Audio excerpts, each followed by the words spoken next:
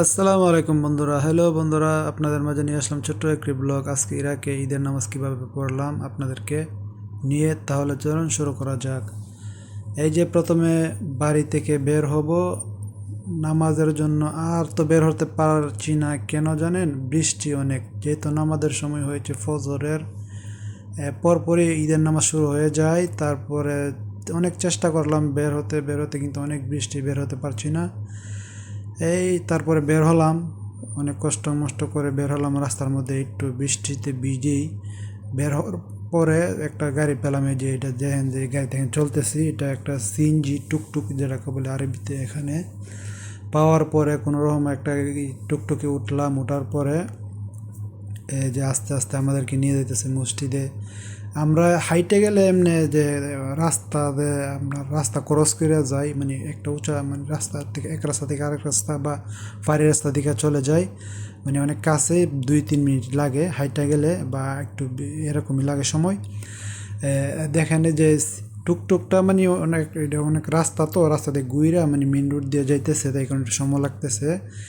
এই যে গেলাম, অনেক বৃষ্টি, তা প্রায় মানে নামাজের সময় হয়েছে। এখন কীভাবে যাবো অনেক চিন্তা ভাবনা, যেহেতু একটা বছর পর একটা ঈদের নামাজ আসে তে কোনো রকম গেলাম ঈদের নামাজটা পড়ার জন্য। তা যাওয়ার পরে এই যে বৃষ্টিতে ভিজে টিজে আমার সাথে আমার আরেকজন দেশি ভাই আছে, দুইজনে বসলাম। এ, পাশাপাশি, বেশি দূরে না, 2 টাকা নিচে, ইরাকি টাকা 2 টাকা, বাংলাদেশের প্রায় 150 টাকার মতো।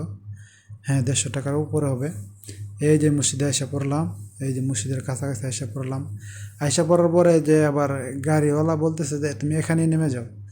আরে ভাই, আমরা তো বললাম তুমি একটু সামনে যাও, সামনে করে একবারে আপনার এই মসজিদের গিটে নিয়ে নামাও। এখানে একটা গিট আছে, এটা মহিলাদের গিট, মহিলারা এদিকে ঢুকছে।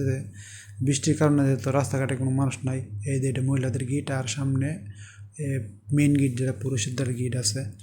তো এখানে বলতাম নামাই দিতে, তো একটু সামনে নিল, নেওয়ার পরে তারপরে আমরা নামলাম। তারপর বৃষ্টি কমে না, একটু বৃষ্টি পড়তেছে। যে এই মসজিদে চলে আসছি, দেখেন আলহামদুলিল্লাহ ঈদের নামাজ শুরু হয়ে যাবে এখনই। এই আমরা সবাই দাঁড়িয়ে গেলাম, ঈদের নামাজ শুরু হবে। দাঁড়িয়ে গেলাম ঈদের নামাজ পড়ার জন্য। দেখেন ওইখানে অনেক খালি জায়গা আছে, ওইখানে মুসল্লিরা মানে বাহারে বারিন্দার মধ্যে নামাজ পড়ার জন্য মানে কার্পেট অনেক স্টকে রাখা ছিল। বৃষ্টির কারণে এই বারান্দা সব পানি ঢুকে গেছে। আপনার যে বারান্দাতে তেরকম লোক দাঁড়াইতে পারে নাই। অন্য অন্য বছর ঈদ পালন করছে ইরাকে, কিন্তু অনেক লোক হয়েছে, কিন্তু এবার বৃষ্টির কারণে একটু কমই লোক হয়েছে। এই যে ঈদের নামাজ শেষ, সবাইকে ঈদ মুবারক। যেহেতু ঈদ, আমি একদিন পরে ভিডিওটা এডিট করলাম। আর এদিন বৃষ্টিতে, এই কতক্ষণ বৃষ্টিতে রাস্তাঘাট সব নিচে গেছে বাংলাদেশের মতো। ধন্যবাদ সবাইকে আমার সাথে যুক্ত থাকার জন্য, শেষ পর্যন্ত ভিডিওটা দেখার জন্য। আমি ইরাক থেকে যুক্ত ছিলাম আপনাদের সাথে, দেলোয়ার হোসেন। আল্লাহ হাফেজ।